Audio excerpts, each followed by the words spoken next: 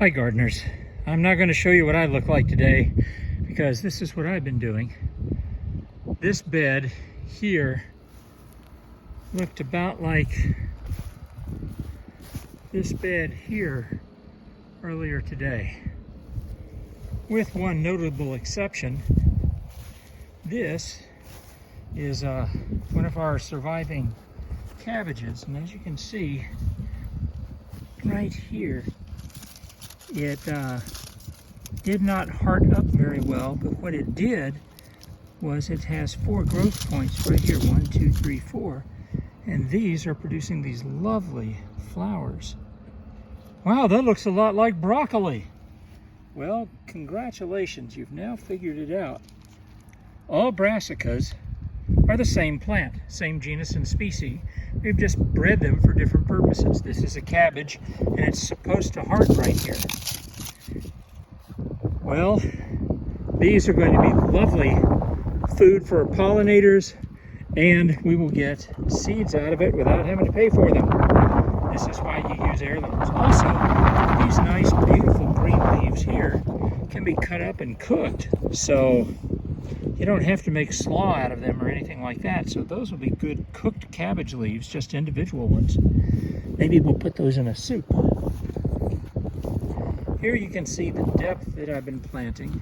These are the last of the Pontiac Reds right here. And the soil over on this end was a lot easier to work with, so I was able to get down roughly 6 inches or so. A little bit more for this one. But these over here are Yukon Golds, and all of a sudden we started fighting clay that's just a few inches below the surface. Now, it doesn't do you much good to dig into the clay because the potatoes will have a hard time forming. Oops, sorry for the shadow. So you can see these holes. That one is wider because the soil was unusually frangible over there. So we have our second bed of potatoes. Here's the first one, and you can see where the wind-blown seeds are coming in all right through here. And then it kind of stops there, but that's because that's to the southwest here. And so that's the wind direction, so the wind-blown seeds will come in right there. And you can see we've already got some nice potatoes sprouting up. About 13 so far here. 1 or 2 still just making their presence known in the past day or two. Others looking a little bit more mature. There we are. So, if that's one brassica, here's another. These are kohlrabi. And kohlrabi will grow this magnificent bulb right here. Yeah. It's just starting. That one's a nice one. But even here, we've had problem with just grass coming in.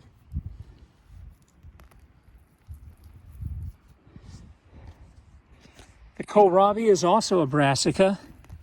They are designed to have the leaf, the base of the leaves grow together into a bulb. I like to call it the world's largest minto. That one's coming along nicely. If you read the online stuff, they say harvest them when they're only 2 inches. Why? Oh, they're more tender. Remember, we're talking about volume of food here. I have had 3 and 4 inch kohlrabi that have tasted just fine. If you let them get too much bigger than that, they can go woody on the bottom. So that's our second brassica here. And man, I would love to have the energy to weed today, but quite frankly, I'm pooped. And here's the third brassica. This is kale. All the same plant, just bred for a different purpose. The brassica is going to have the base of the leaves be the main food source. Right there. The cabbage, of course, bulbs. And kale, the main food source, are these leaves. These can be harvested any time, and I think we'll take a few today to give to some people. So we have 3 types of brassica for the spring planting here. We have 2 types of potatoes. We have our bulb onions. You can see that red onion there right next to some white onions on either side of it.